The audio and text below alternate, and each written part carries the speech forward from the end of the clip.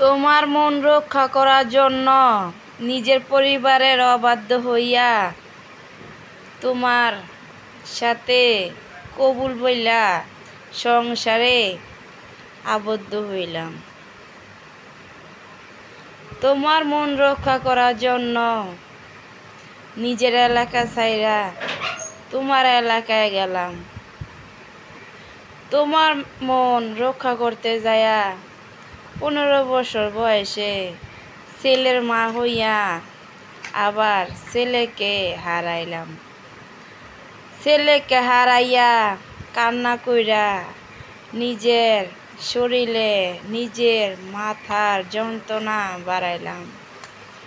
তোমার মন রক্ষা করতে যায়া সংসারে অভাব অনটন নিজের ইচ্ছা চাহিদা সবকিছু মাটিতে মিশাই দিলাম।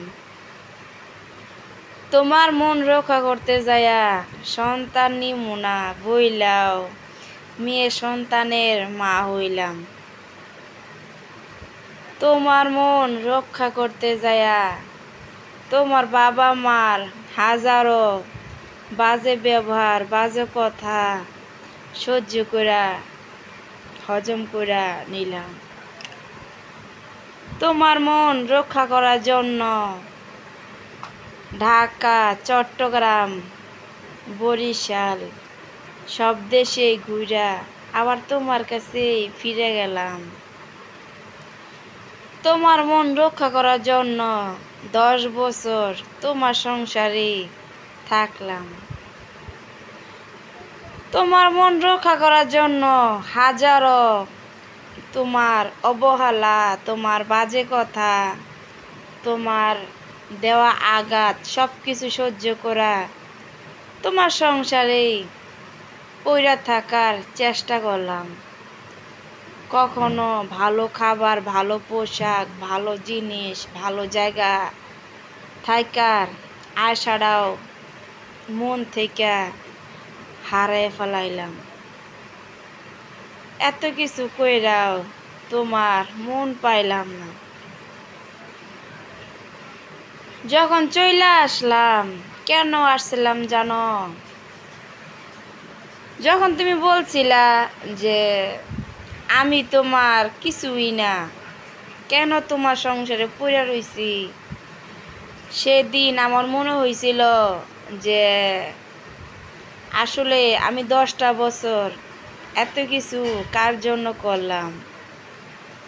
দেখো আমার শরীরে আমার বিয়ের আগে কখনো রোগ ছিল না, কখনো অসুস্থ ছিলাম না। সন্তান হারাইয়া কান্না কইরা এখন আমার মাথা ব্যথা একটা রোগ হয়ে গেছে, যা 24 ঘন্টার ভিতরে 24 ঘন্টায় আমার থাকে। আমার বিয়ের আগে আমি কখনো রাত জাগি নাই। আর দেখো আমার বিয়ে হয়েছে 2010 সালে, বর্তমানে 25 সাল চলে। আমি কি এত দিনের মাঝেও কখনো সারা রাত ঘুমাইছি নাকি তার কোনো গ্যারান্টি নাই। কারণ যেদিন অল্প বয়সে আমি বিয়ে করছিলাম সেদিনে আমার জীবনে সুখ সব কিছু হারিয়ে গেছিল। আসলে কি আমরা মেয়ে মানুষ কখনো কারো মনের মতো হইতে পারি না। হাজারো যদি চাই কারো মনের মতো হইতে, কোনোদিনও সম্ভব না। না শ্বশুর বাড়ি কারো মনের মতো হইলাম, না স্বামীর মনের মতো হইলাম, না নিজের মনের মতো হইতে পারলাম। কারণ নিজেকে নিজের মনের মতো কখনো চালাই নাই। সব সময় চাইছি মানুষের কাছে কিভাবে ভালো থাকা যাইব, স্বামীর কাছে কিভাবে ভালো থাকা যাইব, ফ্যামিলির কাছে কিভাবে ভালো থাকা যাইব। আর এগুলা ভাবতে ভাবতে জীবনের অর্ধেক পার হয়ে গেল। আর এখন ভাবি শুধু শুধু নিজের জীবনের অনেকগুলা দিন হারাই ফেলাইলাম। যদি বুঝতাম যে দিনগুলা নিজের হাতে নষ্ট করতেছি বহুদিন আগেই নিজের জীবনটা সুন্দর করে গুছাইয়া নিতাম। মানুষে বুঝে ঠিকই, কিন্তু মানুষের জীবন থেকে অনেকগুলা দিন অনেকগুলা বছর হারায় যাওয়ার পর তখন বুঝে, কিন্তু তখন আর কিছু করার থাকে না। আমি কি চাইলে আরো 15 বছর আগে দিনগুলা আমি ফিরে আনতে পারবো? পারবো না।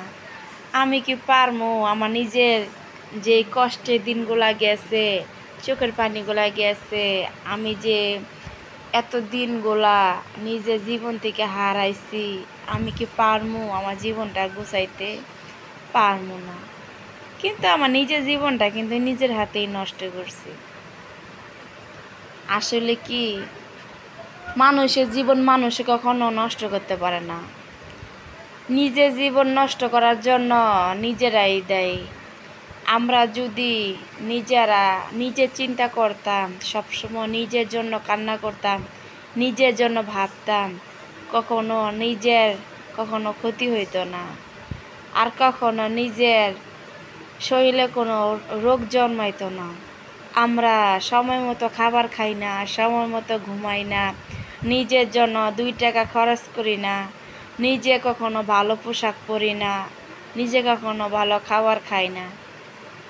সবসময় ভাবি কি, নিজের জন্য করে কী লাভ, নিজের জন্য করে কী লাভ।